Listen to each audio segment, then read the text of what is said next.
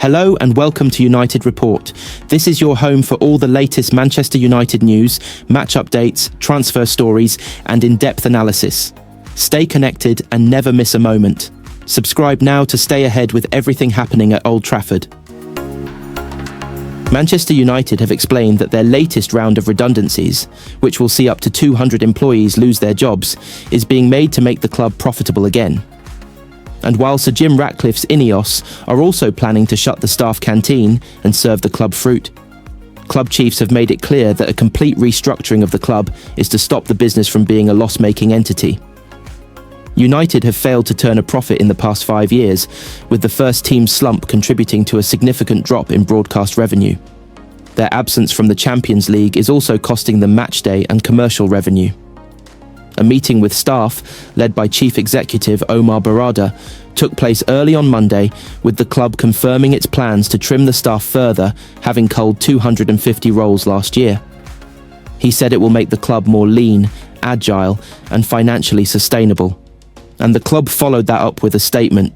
Reading, "The transformation plan aims to return the club to profitability after 5 consecutive years of losses since 2019. This will create a more solid financial platform from which the club can invest in men's and women's football success and improved infrastructure." As part of these measures, the club anticipates that approximately 150 to 200 jobs may be made redundant, subject to a consultation process with employees. These would be in addition to the 250 roles removed last year. Barada, meanwhile, added, "We have a responsibility to put Manchester United in the strongest position to win across our men's, women's and academy teams. We are initiating a wide-ranging series of measures which will transform and renew the club. Unfortunately, this means announcing further potential redundancies, and we deeply regret the impact on those affected colleagues. However, these hard choices are necessary to put the club back on a stable financial footing. We have lost money for the past 5 consecutive years. This cannot continue. Our 2 main priorities as a club are delivering success on the pitch for our fans and improving our facilities. We cannot invest in these objectives if we are continuously losing money. At the end of this process, we will have a more lean, agile and financially sustainable football club, while continuing to provide a world-class service to our valuable commercial partners. We will then be in a much stronger position to invest in football success and improve facilities for fans, while remaining compliant with UEFA and Premier League regulations." United remain mired in the bottom half of the Premier League table, with head coach Ruben Amorim admitting earlier this month that the players and first-team coaching staff must take the blame for the job cuts, because if they were performing at the top level, the club would be more likely to be profitable. Ruben Amorim insists Manchester United did not deserve to concede a late penalty at Goodison Park. The Red Devils were on their way to a hard-fought point after rallying from 2-0 down against Everton. That was until Andy Madley awarded Everton a late penalty, as Ashley Young was felled by a combination of Harry Maguire and Matthijs de Ligt, but the official was beckoned over the monitor and decided to overturn his original call. Amorim claims Madley eventually reached the right decision. Speaking after the controversial draw at Goodison Park, the Portuguese coach said, "No, I think it's a soft touch. It was not from what I saw. I think it was a soft penalty, it was clear. If you start the game without the first half, it was a good point, but we needed the 3 points. The worst part is we are losing the ball without pressure and not doing what we are supposed to do. And we are losing goals from second balls. We are soft. Not just scoring goals, but creating chances. We have to improve on that. We struggle with scoring goals. We have to continue to think in the next game, and everything we do in the week, we have to do in the game. If we don't, we won't win. We need to survive this season, that is clear. We have so many problems. When you go to the game and we let the time pass, it is hard. By the end, I think we were nearer to winning this game." He said, No. The referee said the angle was very close from the body, so it's nothing to do with that. We have to do much more, me first. Everyone has to lift standards of each other and end the season in the best way possible. We had our chances second half, but we started late. We didn't have enough movement. We need to start the games better. Every time we concede a goal and we are down is when we start playing and taking risks. but ex-United star Rio Ferdinand thought the penalty could easily have been given regardless of the review. He said, "I was fearing the worst. I saw VAR getting involved and the referee go over to the monitor. I was surprised it wasn't given, to be honest." He had his arms around Ashley Young's waist, did Harry Maguire. And when you put your hands on people, you give the referee a chance to make a decision. Ruben Amorim simply told his players to stick to the plan to inspire Manchester United's fight back at Everton. United were embarrassing in the first half, according to former player Rio Ferdinand, as they fell 2 goals down to Everton and ex-manager David Moyes at Goodison Park on Saturday lunchtime. Beto and Abdoulaye Doucouré gave the Toffees a commanding lead, but United, facing the prospect of a 3rd consecutive Premier League defeat, hit back in a second-half rally. Skipper Bruno Fernandes stuck an excellent free kick before Manuel Ugarte banged home to level.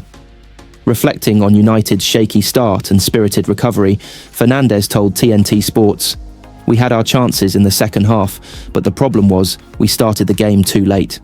We gave away the first half. We were too static, and it was difficult to create some situations. We need to start the games better, we know that.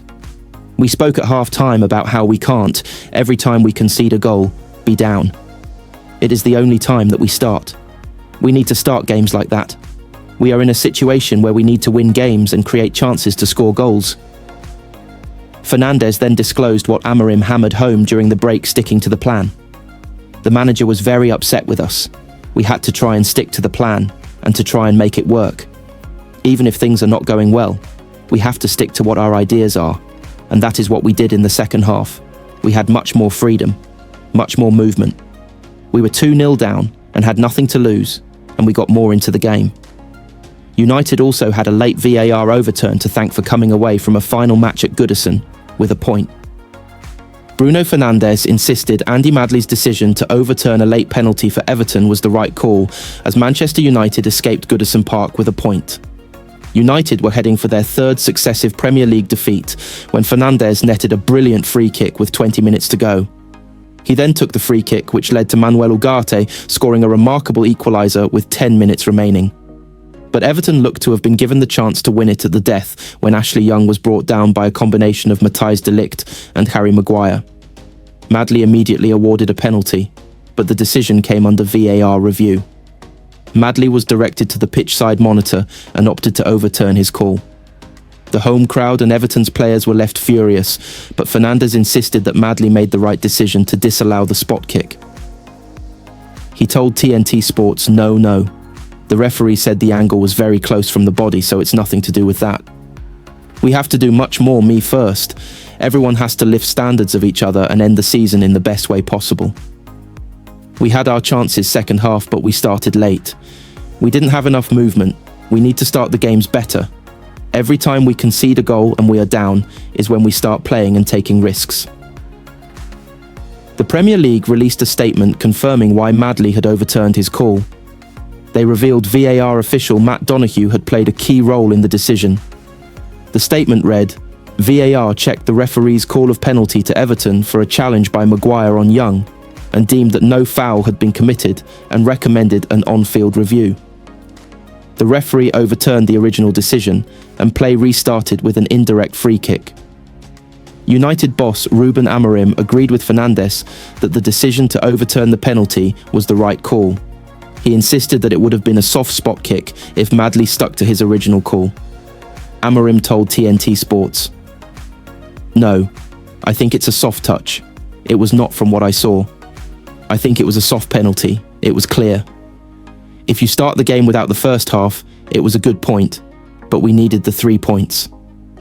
The worst part is we are losing the ball without pressure and not doing what we are supposed to do. And we are losing goals from second balls.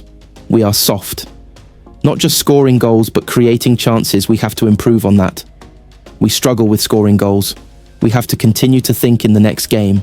And everything we do in the week, we have to do in the game. If we don't, we won't win. We need to survive this season. That is clear. We have so many problems. When you go to the game and we let the time pass, it is hard. By the end, I think we were nearer to winning this game.